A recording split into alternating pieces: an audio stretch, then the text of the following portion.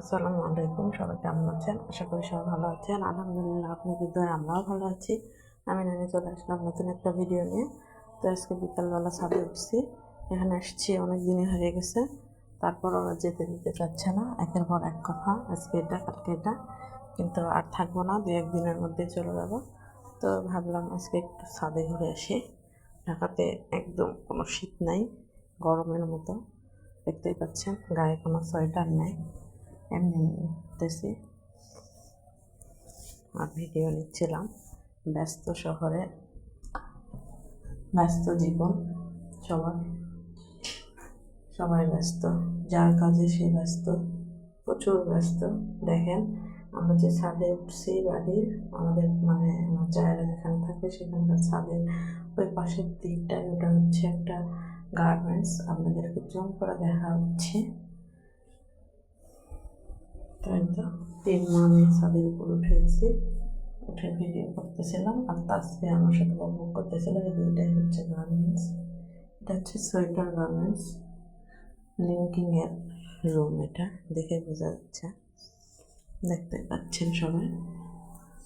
Garments কি জীবন! এখানকার মানুষ সকালে ভোরে ওঠে, তারপরে আবার গার্মেন্টসে চলে যায়। আর এটা হচ্ছে যে আন্টিটা মানে বাড়িয়ালি মারা গেছে, আজকে 2 দিন হচ্ছে। কালকে এটা খাওয়া দাওয়া মানে হবে আর কি, মিলাদ বলে আমাদের নগর অঞ্চলের মানুষরা। সেই মিলাদ করার জন্য ওগুলো হচ্ছে প্যান্ডেল সাজাচ্ছে। তো এতে প্রচুর বসে থেকে খাওয়া হচ্ছে, রান্না বান্না নেই, কিছু নেই, খালি বসে বসে খাও আর ঘোরো। আর এই যে ব্যস্ত শহর দেখেন, শুধু বাড়ি আর বাড়ি, গাছপালা খুব একটা নেই, আছে 2-1টা, কিন্তু গ্রামের মতো না। শহর একরকম, গ্রামে একরকম। গ্রামে তো আমরা বাইরে বের হই, গ্রামের প্রকৃতি বেশি সুন্দর আমার কাছে মনে হয়। আপনারা হয়তো বলবেন যে আমার বাড়ি গ্রামে, সেই জন্য কথা বলতেছি। আসলে কিন্তু তা না, আমাদের হচ্ছে আমার কাছে গ্রামই ভালো লাগে। তো মেয়েরা নামিয়ে চলে যাচ্ছে, এদের সবাইকে কিছু দিয়ে দিই।